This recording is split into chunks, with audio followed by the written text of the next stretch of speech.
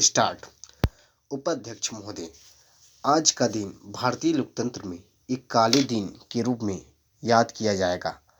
आज गैर कांग्रेसी सरकारों को गिराने के उतावलेपन में केंद्र सरकार संविधान की अवहेलना के मार्ग पर कदम रख रही है।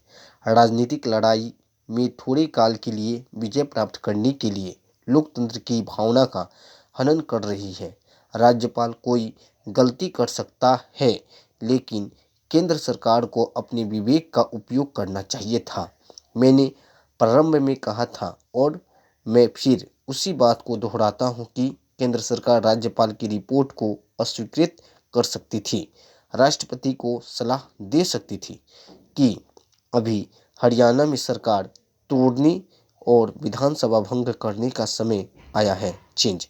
उपाध्यक्ष महोदय, चुने हुए प्रतिनिधि अगर गलत आचरण करते हैं तो क्या जनता को चुने हुए शासन से वंचित कर देना चाहिए? हरियाणा की जनता को किस बात की सजा दी जा रही है?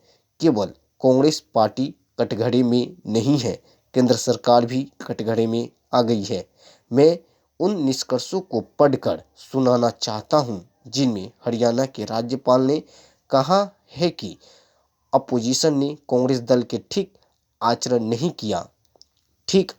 कांग्रेस दल ने नहीं किया, ठीक आचरण उन दलों ने नहीं किया, तो इसका इलाज एक ही है कि संविधान में जिस बात की व्यवस्था की गई है कि संकटपूर्ण परिस्थिति को देखते हुए उसका उपयोग किया जाए। हरियाणा में राज्य और कानून व्यवस्था नहीं बिगड़ी है। हरियाणा में देश की एकता और सुरक्षा को कोई खतरा नहीं है।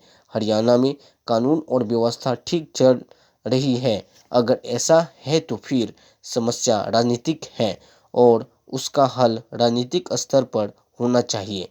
संविधान को खिलवाड़ बनाने की जरूरत नहीं है, मगर केंद्रीय सरकार ने संविधान को खिलवाड़ बनाकर आज लोकतंत्र के लिए एक बड़ा भारी दुर्दिन पैदा किया है। हो सकता है कि इससे हरियाणा की गैर कांग्रेसी सरकार टूट जाए, मगर देश में अलोकतांत्रिक शक्तियों को बल मिलेगा। संविधान के अंतर्गत रहकर कार्य करने वाले निरुत्साहित होंगे और सत्ता के लोभ ने केंद्र सरकार को ऐसा पाप करने का दोषी बनाया जिसका कलंक उसके माथे से कभी नहीं छूटेगा। यह बात आज देश के सामने आ चुकी है। स्टॉप।